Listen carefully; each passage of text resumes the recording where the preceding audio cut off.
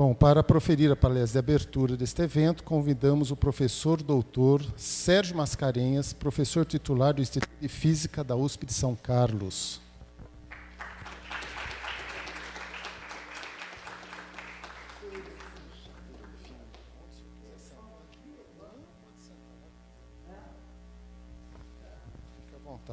Só para quem não conhece, o professor Sérgio Mascarenhas é presidente honorário, né, da Sociedade Brasileira para o Progresso da Ciência. Tem mais algumas coisinhas aqui, vou ler algumas só, porque senão a gente vai ficar uma hora aqui só falando dele. Mas isso não é por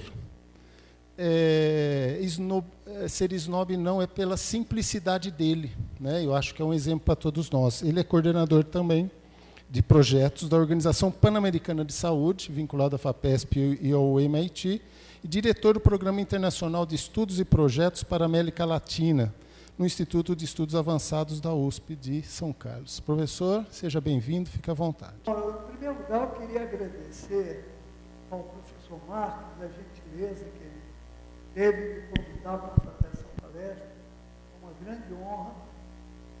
Também ao professor Roberto, dirige a ciência de inovação, e todos os presentes aqui. Em particular, a nossa querida professora Suzana, da Universidade do Porto, e a Ana Cláudia Barros, que são realmente expoentes da área de educação física, e toda essa coisa que se contrapõe à doença, é a saúde. Ela realmente trabalha do lado mais virtuoso da vida humana, né? É saúde.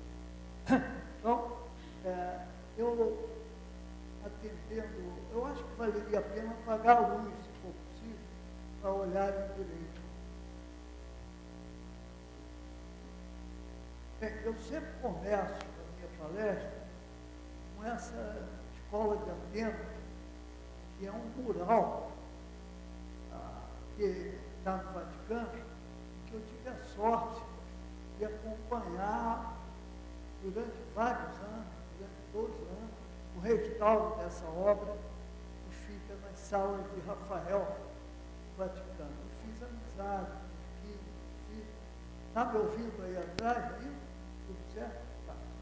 Então, eu sempre começo, porque essa é um mural, ele não é uma pintura, ele é feito na parede, na mura, italiano. E é por isso que ele dura muito, porque quando você faz o reboco, põe o pigmento na tinta, ela penetra o reboco e pode durar 500 anos, como essa obra. Então, essa obra tem a assinatura do grande Rafael dos Anjos, e tem uma série de coisas ligadas a ela, que eu não vou perder o tempo. Mas toda obra, toda ciência, qualquer coisa que você faz na vida, sempre tem gente por trás. E a tendência dos cientistas, dos historiadores, é apagarem um pouco a função humanística da pessoa humana. No fundo, é fundamental. Você não tem arte sem artista, ciência sem cientista, inovação sem inovadores. Então, eu acho que é muito importante essa junção da ciência, tecnologia e inovação com o humanismo. Muito importante. Eu vou passar rapidamente.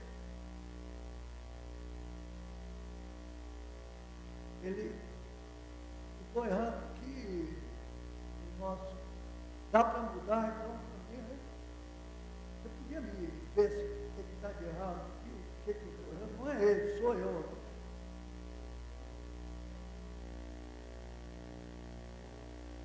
Aí aqui, tá, obrigado. O Janus é um deus romano de fronte, ele olha para o passado e olha para o futuro. Então eu gosto muito, é o único deus romano que não foi copiado da mitologia grega. Esse Janus é o deus da abertura. Quando as legiões romanas iam combater, né, ele ficou o tempo ficava com a porta aberta. Não é gozado, você vê, janeiro abre o ano, janela, janil, tudo isso tem essa etimologia que Deus já nos humano. Agora, como é que, se nós falamos de conhecimento, eu quero contar um pouco dessa história, quais são os métodos principais de aquisição de conhecimento? Primeiro é o empírico, né? É o sensorial e o experimental. Você vai direto à natureza, tenta entender a natureza através da interação com ela. Essa parte empírica, ela é importante, mas assim começou o Homo sapiens, interação direta com os animais, com o clima, com todas as coisas que cercam o homem na natureza. Mas isso daí não é suficiente para você estruturar cognitivamente a sua interação com a natureza. Né? Você tem dados sensoriais, você tem dados experimentais, mas você não está estruturando a razão de ser, o grande cenário que só pode vir com o lógico racional. O lógico vem antes, porque você tem sempre que pensar se uma dada coisa acontece, qual é a causa relativa a isso. Então, imediatamente você introduz uma estrutura lógica de causa e efeito. Isso é muito fundamental em epistemologia e filosofia da ciência. E não é muito fácil. A primeira pessoa que tentou estruturar essa noção de lógico racional foram os gregos, sobretudo Aristóteles, que estruturou a partir do professor dele, que era o Sócrates, o método lógico racional. Agora, como é que você pode interagir com a natureza? Você pode entender a natureza como analógica. Você vê o movimento, por exemplo, de uma pessoa humana, você compara aquilo com o movimento dos animais, né? Ou compara aquilo com o movimento das nuvens do céu. Né? Então você tem uma estrutura mental que permite dar esse salto de uma coisa para outra. A pessoa que maravilha, você vê uma coisa e outra. Isso é uma mágica. Né? Bom, agora, quando você olha muitas coisas, vocês estão vendo o laser aí no indutivo, aí você passa um pensamento indutivo. Vai ser muito perigoso filosoficamente.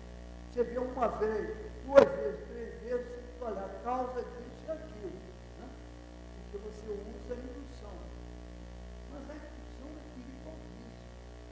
Porque você teria que fazer muitas vezes para garantir que aquela correlação entre a causa e o efeito são várias.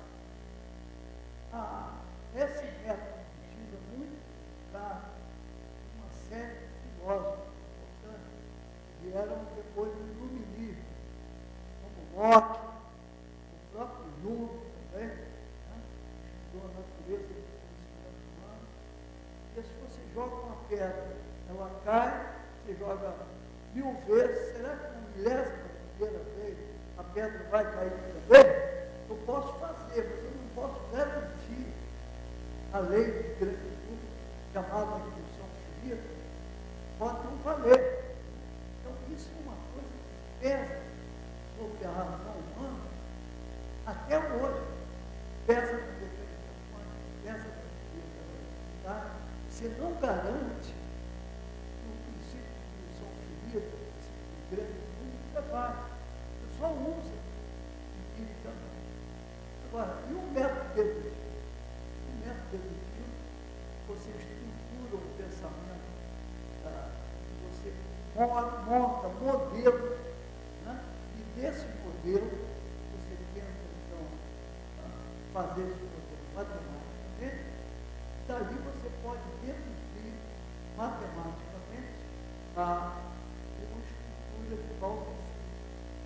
O peso da física e das grandes estruturas mentais, como na geometria, na matemática, a grande força delas é a dedutivo. Vou contar uma história para vocês de uma das pessoas que era um físico do tamanho do Einstein,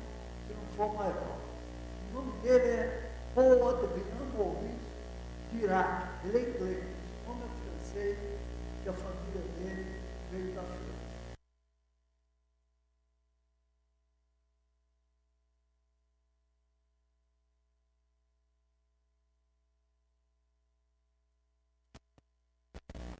Ele viu a teoria da gravitação, depois veio Darwin com a teoria da evolução, depois veio Bertrand Russell, Wittgenstein, a filosofia, depois veio o DNA, o genoma humano, a primeira descoberta foi feita lá, na Universidade de 800 anos, a universidade mais velha do Brasil, a USP, foi fundada em 1934.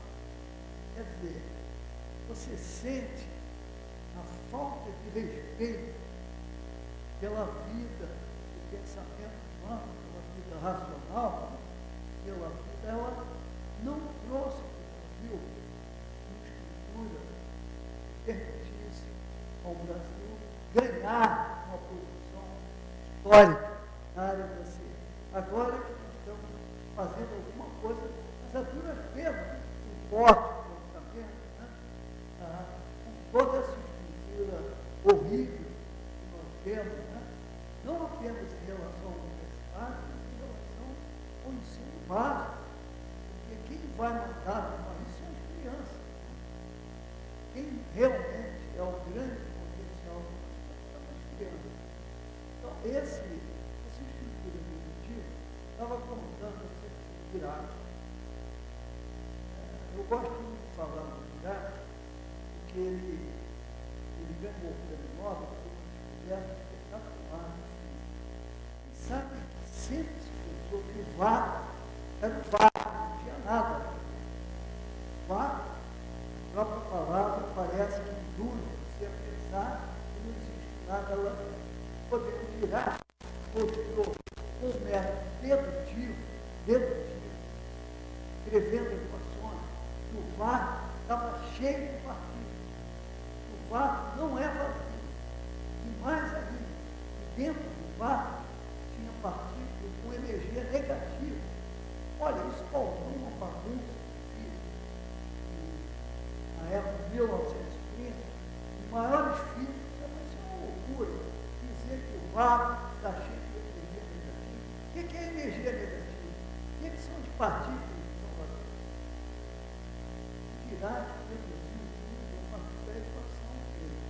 Ele foi mastigando a equação e ele encontrou que tinha que ter energia negativa. E dentro desse vácuo, com essa linha de energia negativa, tinha partículas que seriam as partículas antipartículas das partículas que existem fora do vácuo. Eu até gosto de fazer uma brincadeira. Uma pessoa tem câncer, aí ela quer fazer radioterapia. Aí vai, qual é o melhor equipamento para radioterapia?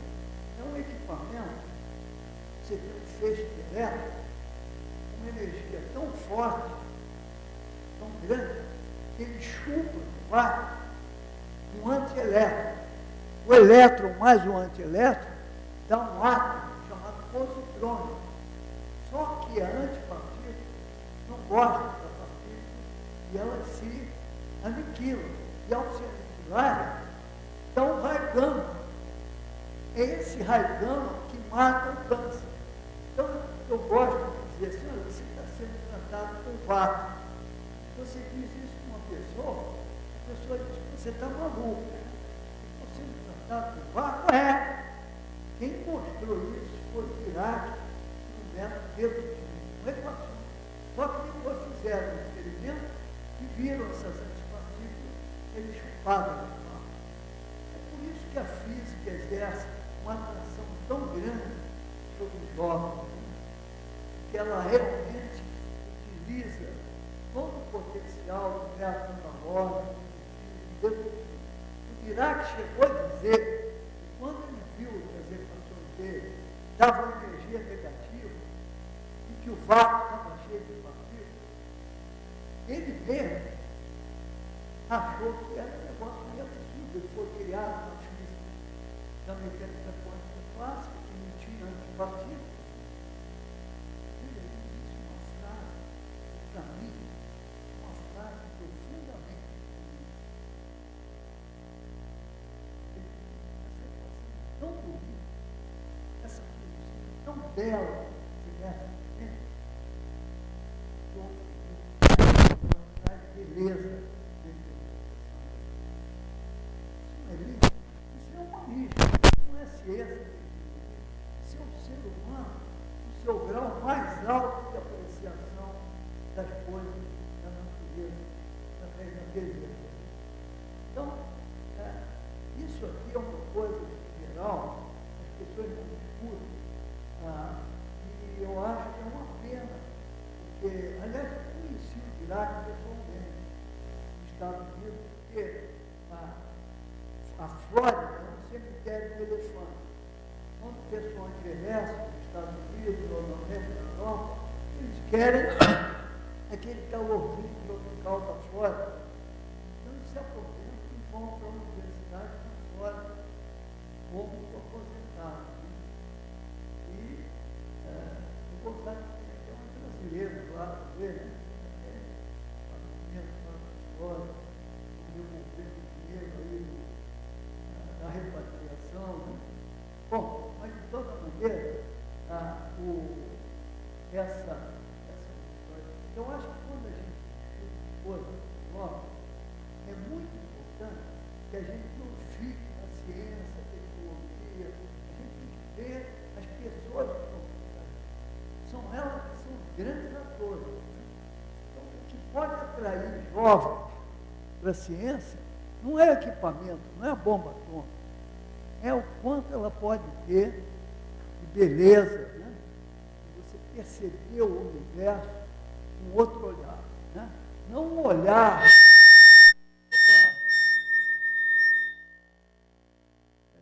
Ressonância é um fenômeno importante. Bem, vamos ver aqui como é que essas civilizações pré-gregas chegaram a estruturar o pensamento racional. Né? Bom, isso tudo começou, na realidade, quando o Homo não era Homo erectus, não era Homo sapiens, era Homo erectus, né? Quando ele desceu das árvores, se levantou das pernas e olhou para o céu, ele viu o cosmos. Essa ação de você se levantar e da mão instrumentos, mas não foi a maior de todas. Porque a maior de todas, que transformou o Homo erectus, o macaco, em Homo sapiens, foi a fala, foi a linguagem. A linguagem é a estrutura da comunicação. Pela linguagem, ela já existia antes, nos pássaros, os próprios macacos, né? Grupos de macacos são capazes de avisar os outros macacos que tem uma fera, que tem um predador, mas não é uma estrutura lógica como é a linguagem humana.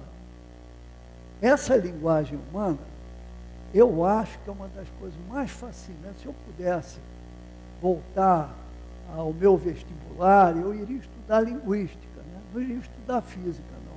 Queria estudar linguística. Tem um camarada chamado Chomsky, que é professor no MIT. Quem já ouviu falar no Chomsky? Aqui levanta o braço.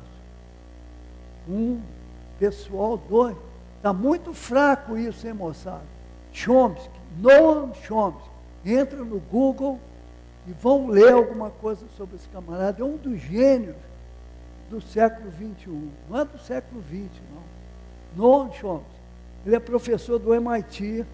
É gozado, porque o MIT é uma escola de engenheiros, de físicos, de matemática. E o Chomsky é um filósofo, e mais que um filósofo, ele é um linguista. Né? Ele estuda a estrutura da linguagem. Eu não vou perder tempo de vocês, mas a linguagem, para você entender o fenômeno de comunicação, você tem que pensar em neurociência. Como é que o cérebro estruturou uma correspondência entre um objeto entre uma imagem e a fala com que ele comunica. Isso é uma mágica. Já pensou? Você vê um objeto qualquer e dá um nome a ele, olha o salto. Mesmo porque você tem uma linguagem dentro da sua cabeça, que está oculta, e você tem a linguagem com que você joga e fala com o outro. São duas linguagens, né? Uma linguagem interna e outra linguagem externa. O Chomsky mostrou que você tem que saber neurociência para entender esse fenômeno, em que você tem um dicionário nos neurônios, que é por imagem, nem sei por que ele constitui, e uma linguagem que você expõe externamente. Né? Eu até ando pensando, eu já fui professor do MIT e nunca falei com o Chomsky, mas eu devo ir esse ano que vem, vou procurá-lo, que eu queria propor a ele um estudo da linguagem dos pássaros da Amazônia. Você já pensou a multidão de linguagens que tem ali, as diferentes tipos de pássaros? Um laboratório fabuloso, né, da Amazônia para você estudar linguística. Né? Quem sabe algum de vocês se interessa por uma coisa dessa. Mas essas civilizações antigas, os assírios, babilônios, caldeus, egípcios e os judeus, né, os hebreus, realmente eles deram contribuições maravilhosas nessa estruturação. Primeira coisa que eles fizeram de notável foi poder escrever. Você tem uma linguagem oral, mas você precisa transmitir isso. Então, eles fizeram uma linguagem escrita, né, tanto em argila como no papiro. É um salto tremendo. Né? A Grécia clássica foi 300 anos antes do nascimento de Cristo, né? 300, 400 anos, ela foi realmente o berço do pensamento humano racional. A razão se sobrepôs ao empirismo. Né? Esses dois aqui na Escola de Atenas representam uma síntese maravilhosa, que é o Aristóteles, é o Platão, está com o dedo apontando para cima, para o mundo das ideias abstratas. E tem o Aristóteles, que está com a mão apontando para baixo, para o mundo da natureza empírica, da matéria. Então, isso daqui é chamada a pax filosófica. Né?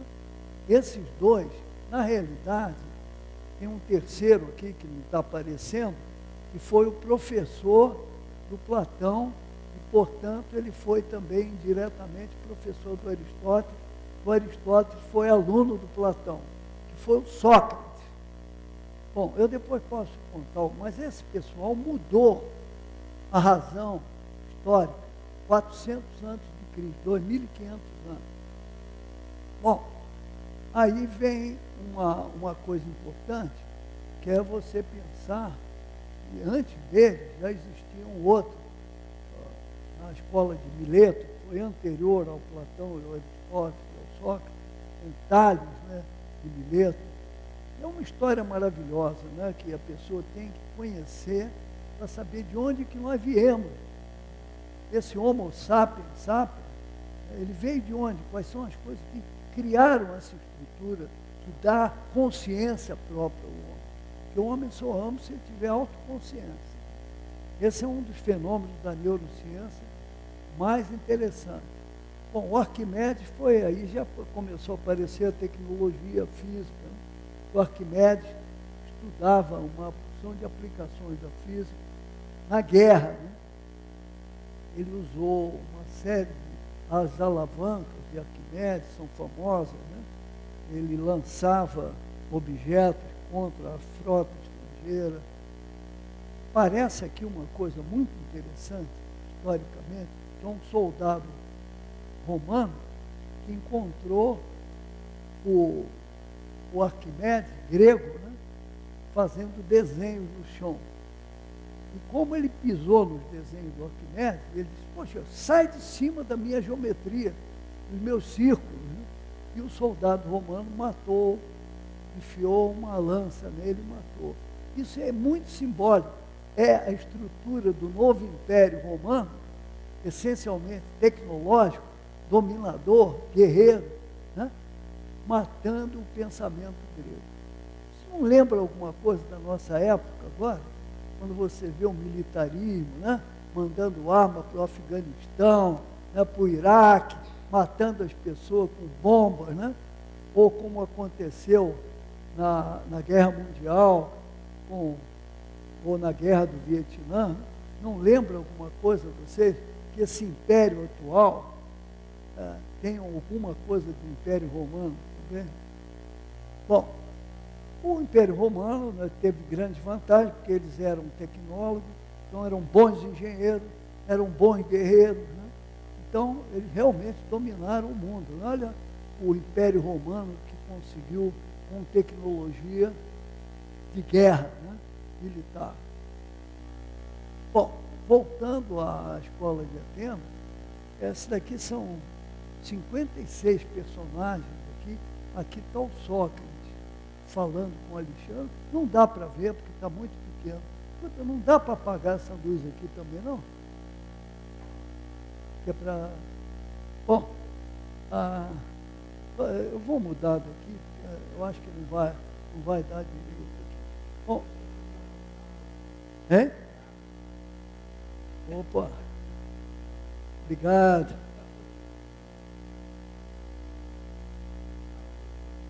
Ele pensou nos gregos aí, né? A filosofia grega tinha a ideia de que todo o universo era feito de 4 elementos, né? Ar, água, fogo. Ele me ofereceu água aí. Essa é uma oferta grega. Muito obrigado. Mas o tempo passou e a estrutura daquele pensamento grego era uma estrutura muito mítica, muito mística, né? Que era uma estrutura do espanto. Você já pensou? Você é um indivíduo, um Homo erectus ou Homo sapiens primitivo, você está na sua caverna, aí vem um leão para cima de você. Ou você vê cair um raio, pegar fogo na mata. Né? Você não tem explicação para aquilo, você não tem uma estrutura racional de causa e efeito. Então, a única saída que você tem, qual é? É ser alienado. A teoria da alienação é uma teoria que percorre toda a história da humanidade. O homem olha aquilo e ele aliena a sua capacidade racional e diz, não, isso daí é um poder supremo, maior do que o meu, para explicar o raio, o fogo, todas essas estruturas de agressão. Eu crio um Deus todo-poderoso. Então, ele aí alienou a sua capacidade racional de entender a natureza e substituiu por um Deus. Né? Isso veio. Todas as religiões, no fundo, foram alienações da capacidade racional do homem. Então, com o grego e o romano, essa estrutura, inclusive com todas as religiões, né? O islamismo, a religião cristã, os judeus, né? Todos eles se baseiam numa estrutura de alienação. Quer dizer, nós somos inferiores a Deus, e, portanto, para entender a natureza, só Deus. Ele criou tudo, o Criador é onisciente. Eu me alieno, eu não sou nada. Eu sou um animal aqui indefeso. Essa teoria de alienação, ela percorre toda a história da humanidade. Ainda hoje, nós estamos nos alienando quando você resolve achar um fenômeno que você não entende, você é incapaz de descobrir aquilo. Né? Quer dizer, se você olhar a economia, ela pode ser entendida pela teoria da alienação também. É claro que houve alguns filósofos, né, que deram estruturas diferentes. Né? O Kant, por exemplo, né, que veio muito depois, ele dizia que, na realidade, nós nascemos como estrutura de imperativos categóricos. a minha mente já está feita, e, portanto, é uma alienação também, né? Eu não posso mexer na mente, a minha mente é categórica, são imperativos que eu tenho para entender a natureza. Então, a filosofia clássica kantiana também é uma teoria de alienação. O aluno dele, que era o Hegel, também alienou, porque disse, não, não é isso, nós temos que entender tudo por uma estrutura muito mais poderosa, que é a estrutura de uma, quando você tem uma ideia, uma tese, você tem uma antítese, depois você junta a tese com a antítese e faz uma síntese. Então, o Hegel, aluno do Kant, diz que o imperativo categórico não era a maneira mais ampla de você fazer filosofia, você tinha que fazer filosofia por uma lógica, que é a lógica hegeliana, de tese, antítese e síntese. Mas isso também faliu, porque essa interpretação parecia um outro filósofo, que foi aluno do Hegel, que foi aluno do Kant, que disse, não, vocês não estão entendendo nada. Para você entender a estrutura da sociedade, da humanidade, você tem que pensar em economia, você tem que pensar no trabalho humano, que é aquilo que você expropria do outro, né? O dono do escravo expropria a mais-valia daquele escravo, né? Esse foi o Karl Marx. E o Karl Marx, então, fez uma teoria sociológica, filosófica, com base na economia, né? Eu não vou entrar nesse detalhe, mas, de toda maneira, isso foi a grande caminhada da humanidade, né? Mas o Galileu foi o primeiro que mostrou que a teoria aristotélica, que vinha da religião cristã, do islamismo também, que a Terra era o centro do universo, né? O Sol estava rodando em torno da Terra. Quando Galileu mostrou que, na realidade, a Terra é que girava em torno do Sol, isso foi um baque para a igreja, muito grande. Tanto que ele foi condenado, né? Foi condenado à prisão perpétua, ele ia ser morto na Inquisição.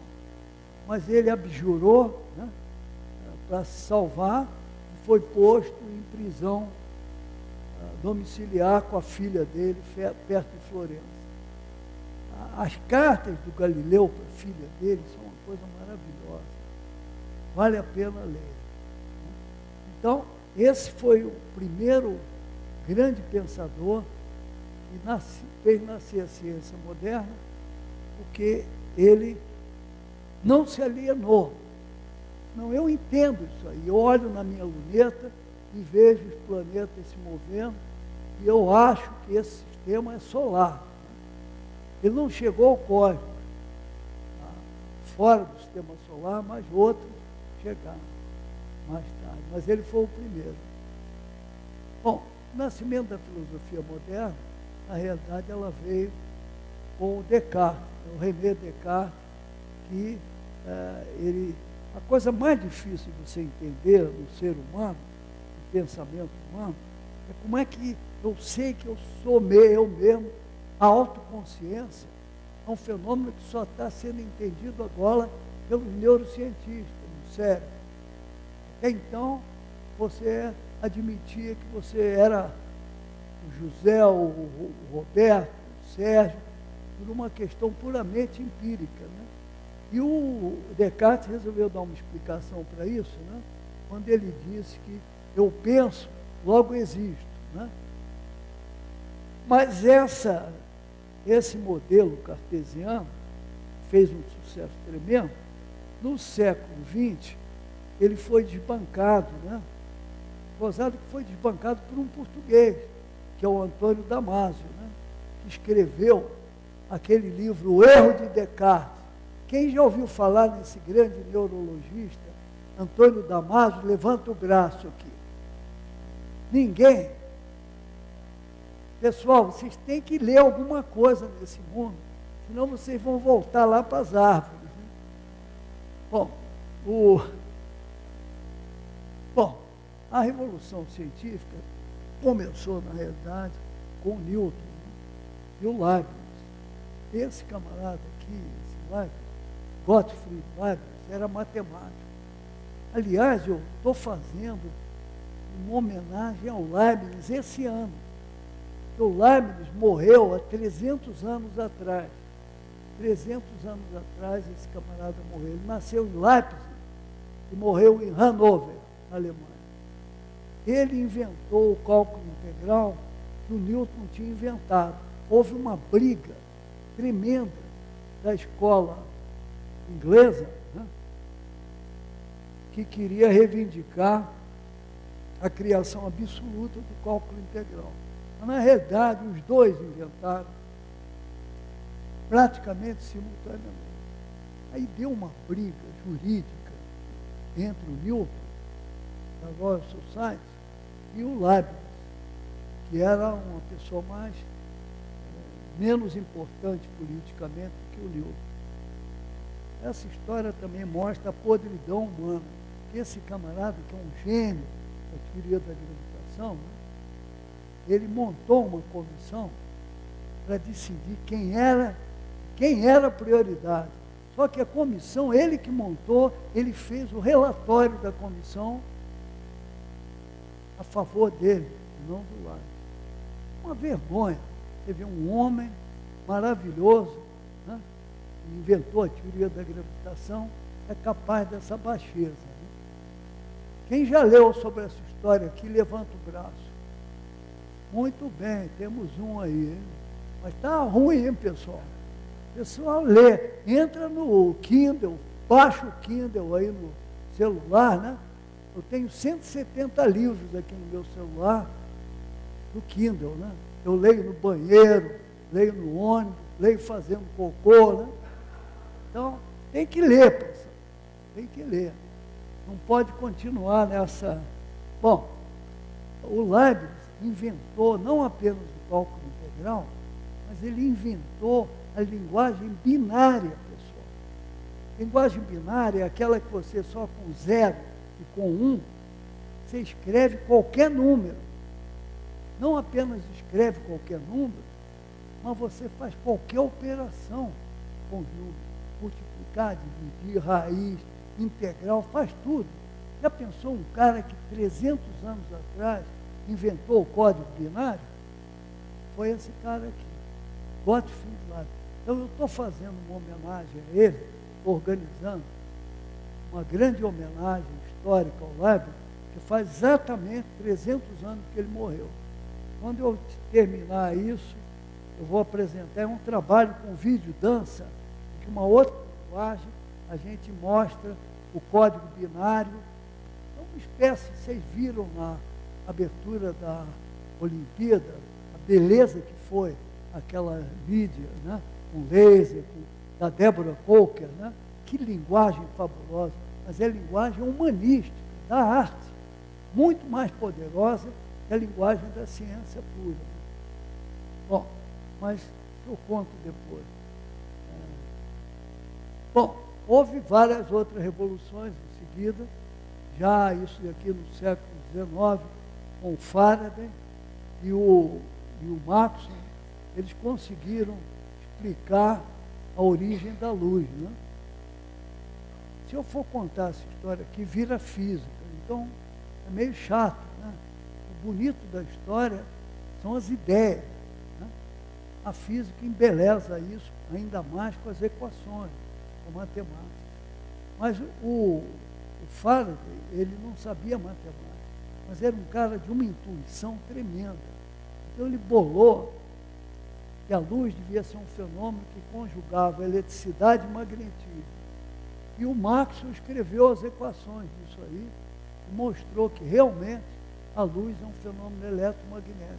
Você tem pulsos de magnetismo e pulsos de eletricidade que se compõem e que se propagam. Um afeta o outro, você acaba tendo um movimento de energia que viaja a 300 mil quilômetros por segundo, que é a luz.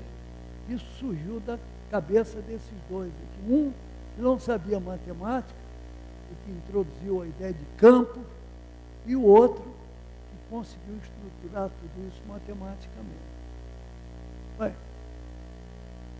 houve uma outra grande evolução na história da humanidade, para ela entender a si própria, quando o Darwin, né, que aliás era de inglês também, né, resolveu fazer uma viagem através do mundo, né, no navio, o Beagle, e começou a haver uma variedade muito grande de espécies, né, como o zoólogo que ele era, como botânico, ele era tudo, né, esse camarada é tão grande como Einstein, né.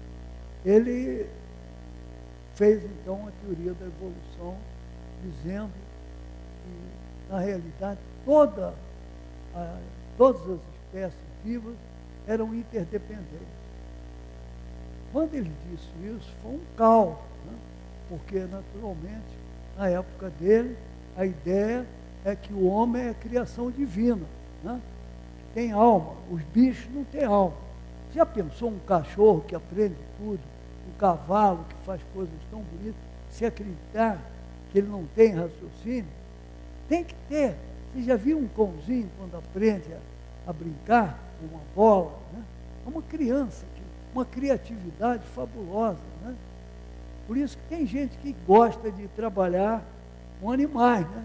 Porque sente a capacidade parecida com a capacidade racional do homem, uma criatividade tremenda, né?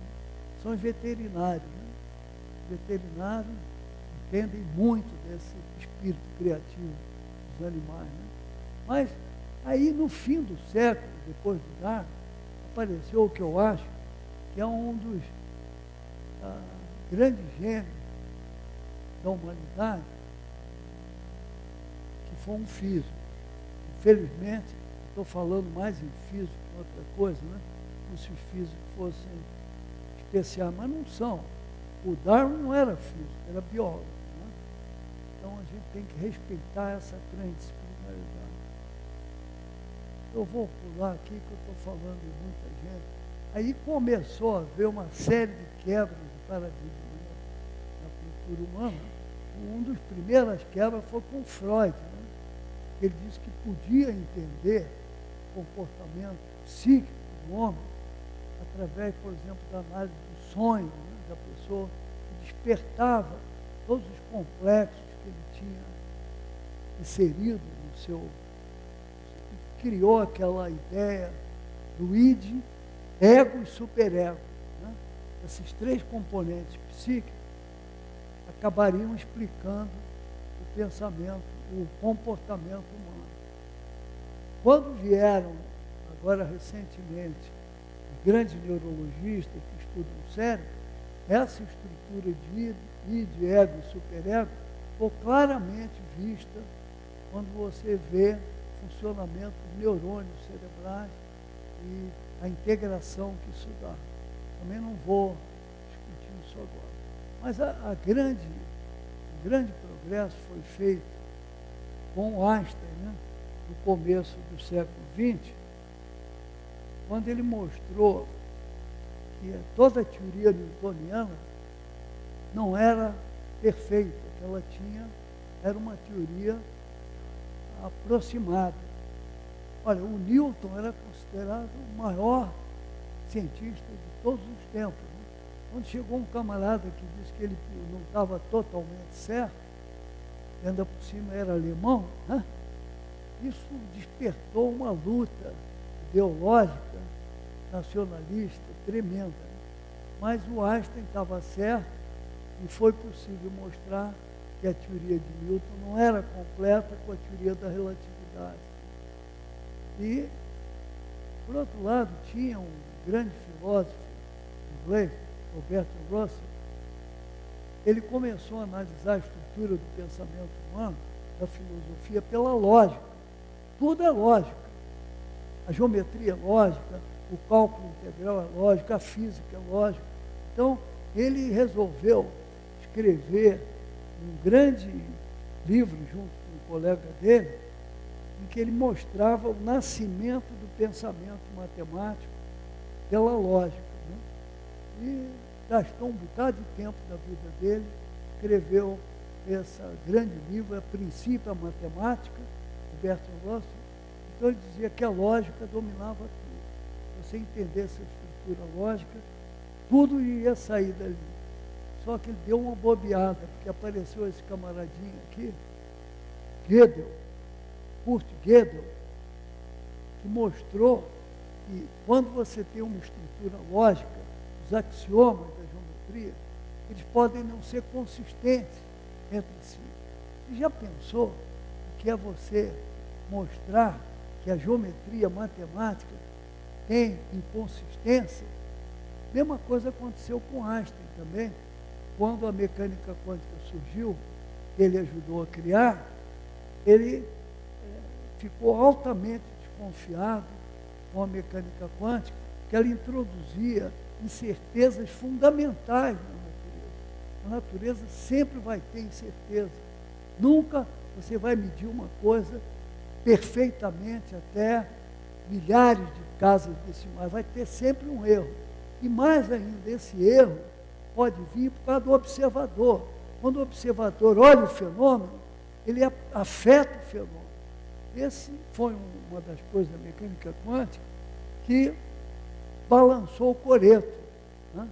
A outra foi a descoberta do Gödel, que havia incerteza não apenas na física, mas havia incerteza na estrutura lógica da matemática.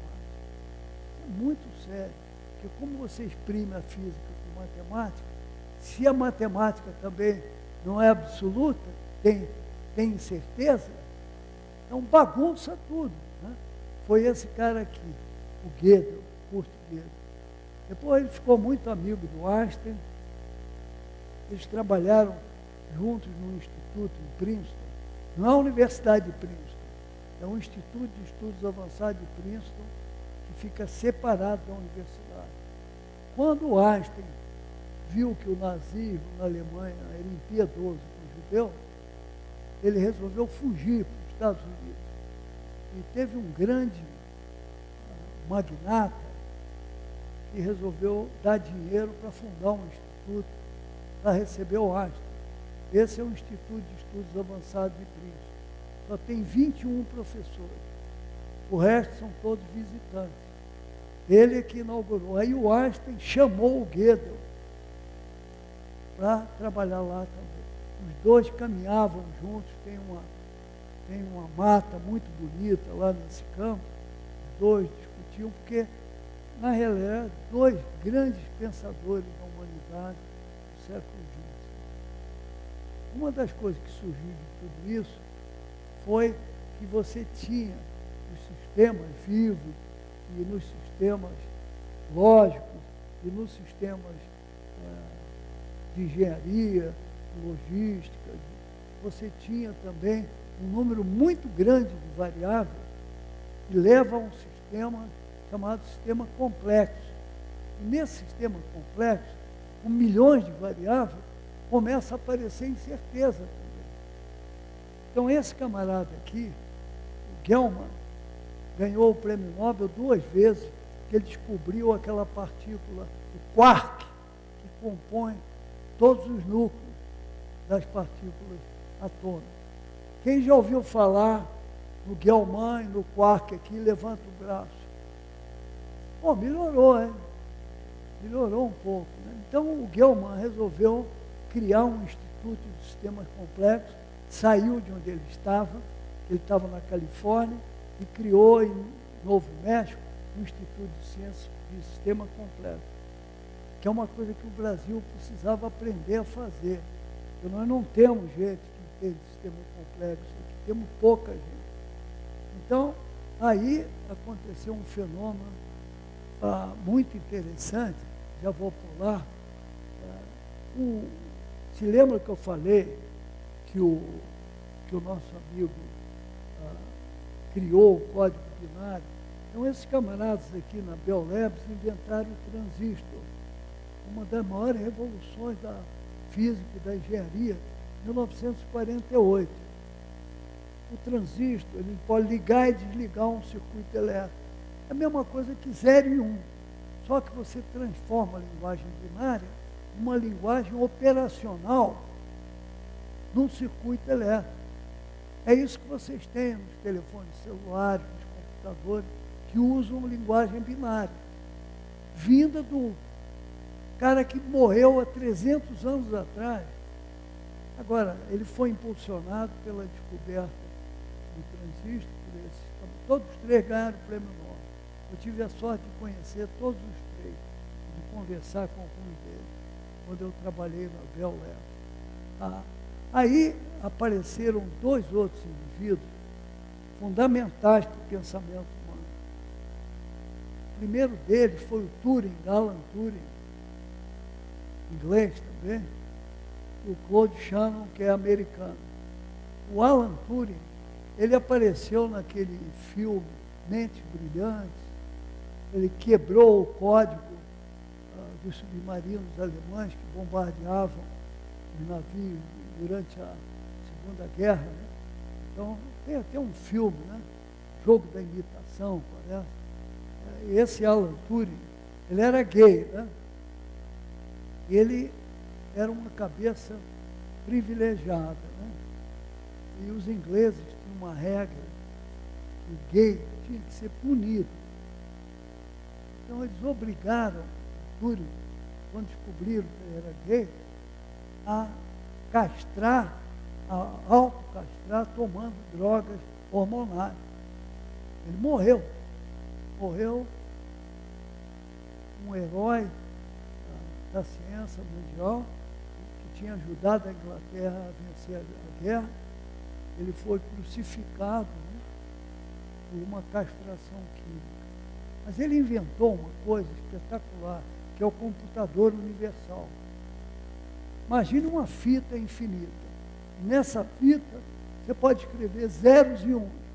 0, 1, 1, 1, 0, 0, código binário. Você pode ler essa fita com uma cabeça em cima dela. Você pode ter uma outra cabeça que escreve nela. Essa coisa tão simples, duas cabeças e uma fita infinita, é o computador universal de Turing. Ele responde a seguinte questão, que ainda não está decidida. Será que eu posso construir um computador que pense melhor do que o cérebro humano? Você está começando a mostrar com aquele Blue, aquele grande computador, né, da IBM, que venceu aquele grande xadrista mundial, um computador. Então o Turing introduziu, peraí que eu fiz besteira aqui.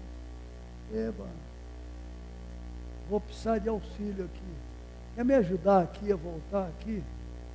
Parece que o meu nível não é de Homo sapiens, não, né?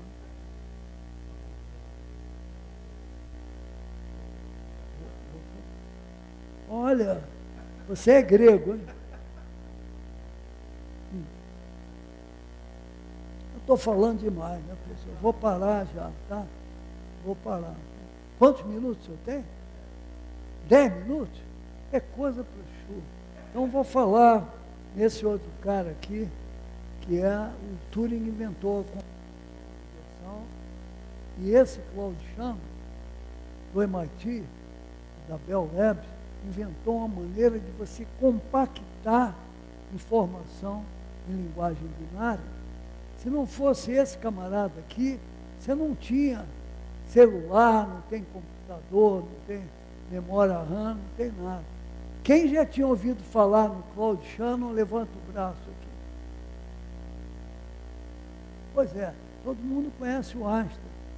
Se não conhecer o Shannon, não está entendendo nada do mundo moderno. Nós temos 240 milhões de celulares no Brasil, mais do que gente.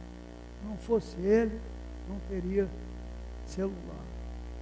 Bem, aí esse sistema complexo foi criado pelo Bellman, né, da Califórnia, Instituto de Sistema Complexo, e levaram um impulso muito grande por dois grandes pensadores, físicos, químicos, o Lars von Zager e o Prigogine. O von Zager era norueguês e esse era russo, foi morar na Bélgica. Eles então inventaram toda a estrutura matemática de sistema complexo. Eu não posso entrar em detalhes aqui, mas o Brasil está 15 anos atrasado, porque não tem engenharia de sistema completo. A coisa de uns 40 e poucos anos, quando eu fui reitor aqui da universidade, eu ajudei a criar a engenharia de materiais aqui, que não existia na América Latina. Quando nós comemoramos os 40 anos, eu propus aqui na universidade que a gente criasse uma nova carreira de engenharia de sistema completo. Não consegui, nem na USP, nem aqui. Né? É uma perda tremenda. Parece que na Politécnica estão criando um curso de engenharia de sistema completo. Bom, agora eu sou muito feminista, sabe? Eu acho que, naturalmente, sem mulher você não tem nem gente no mundo. Né? Elas é que fazem a grande mágica. Então eu gosto muito de trazer essa cena de grande conhecimento humano às mulheres, né? Importantes na ciência. Uma das primeiras delas foi na Alexandria, né? A Hipátia, que era uma grande matemática grega, ela foi trucidada pelos cristãos. Depois, essa mulher aqui, a Ada Lovelace, ela era filha de um grande poeta inglês chamado Lord Byron, uma mulher muito independente, sabia matemática aos montes, morreu aos 36 anos. A vida dessa mulher é uma das coisas lindas que deve ser estudada pelas mulheres brasileiras e pelos machos também, né?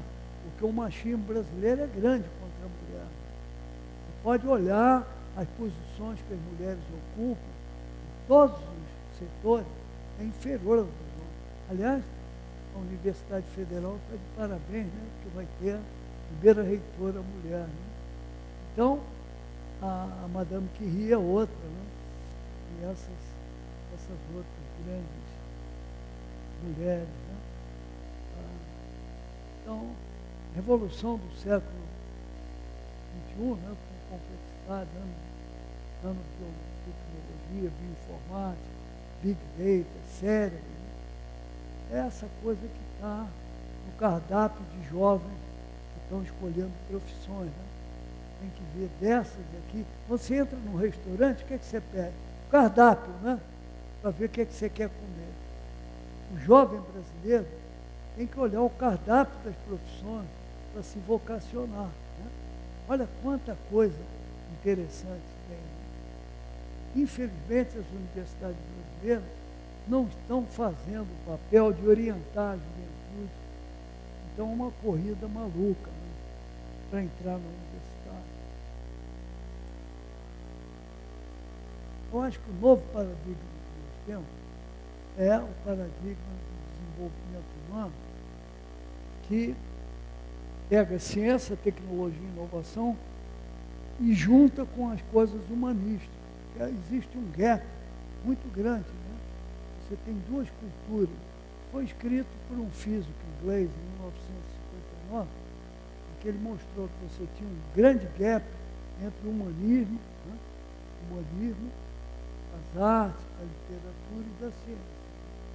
Essas duas culturas, elas têm que se juntar numa terceira cultura, que é a junção da ciência com o humanismo. Isso é que eu espero que aconteça nas universidades do mundo afora. Esse é o grande ideal humanístico. Né? Eu acho que eu vou parando por aqui. Tem outras coisas aí para falar, mas vou pulando rapidamente, porque não dá para ficar contando essa história. Eu já devo estar chateando vocês há muito tempo.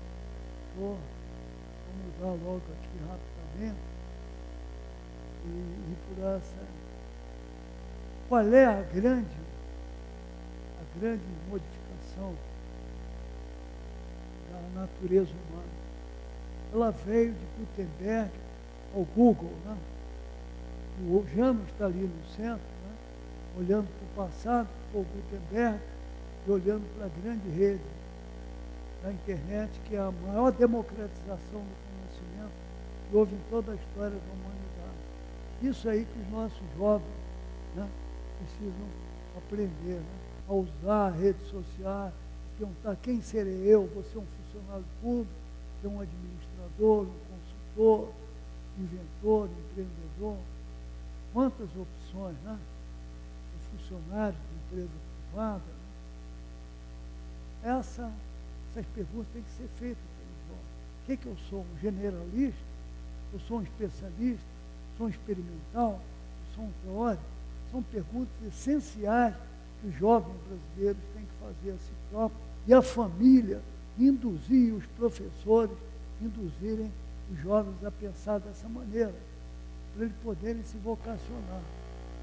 Essencialmente, você tem duas grandes componentes, né? O componente financeiro, o salário financeiro, e o salário psicológico. Eu ilustro aqui pelo Bill Gates, né? E pelo Einstein. Você tem que ter os dois para equilibrar.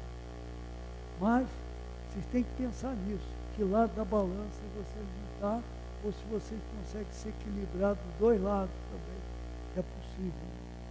Então, aí eu falo uma série de coisas de conselho para os jovens. Eu acho que eu vou parar por aqui, viu, pessoal? Porque eu preparei um negócio. Só vou contar uma última coisa para vocês, da minha experiência, que é... Daqui eu vou pular também. Aqui é um grande pensador, vem do Adam Smith, o que primeiro analisou a riqueza das nações, o Marx, o Schumpeter, que foi o indivíduo que analisou a capacidade da inovação como elemento disruptivo, o John Maynard Keynes, foi um grande economista que assessorou o Roosevelt durante a crise de 28. A estrutura conceitual da inovação, eu vou pular também, né? Não vou falar disso. Tem uma série de propostas de ação, eu vou pular também. Aqui é um negócio que eu estou fazendo agora com o cérebro humano.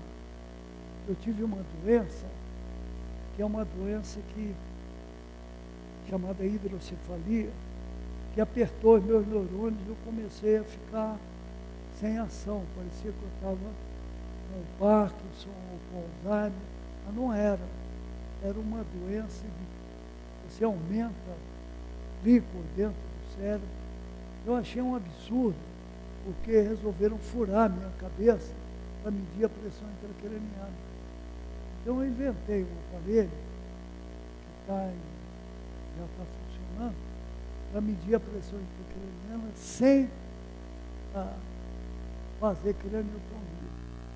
Então ele é simplesmente um sensor que você põe na cabeça, com ele você pode medir uma porção de patologias que eu represento. Intracranial pressure é o título em inglês ali, né? Do foguete. Então eu digo que nós estamos lançando essa tecnologia para uma série de sistemas de cardiologia, de fisiologia do exercício, né? Junto aqui com a nossa querida Ana Cláudia, estamos começando a fazer alguma coisa nessa área também. E aquela frase do Newton, conhecimento é como raio de uma esfera. Quanto mais aumenta a superfície em contato com o desconhecido. Que beleza de frase. Tem uma outra também, que é uma pessoa com quem eu trabalhei 12 anos, e que prêmio Nobel também, que diz: povos sem ciência e tecnologia são condenados a serem simples fornecedores de matéria-prima, mão de obra barata dos países desenvolvidos. Quem falou isso foi esse camarada aqui, paquistanês, prêmio Nobel de Física, com quem eu trabalhei por 12 anos na Itália, e que, a meu ver, foi um dos grandes líderes da ciência em países em desenvolvimento. Eu estive com ele na China. Aqui é o ministro da Ciência na China e o presidente da Academia de Ciência. Esse é o Salan, e esse daqui era eu há umas décadas atrás, né? Uma outra cara.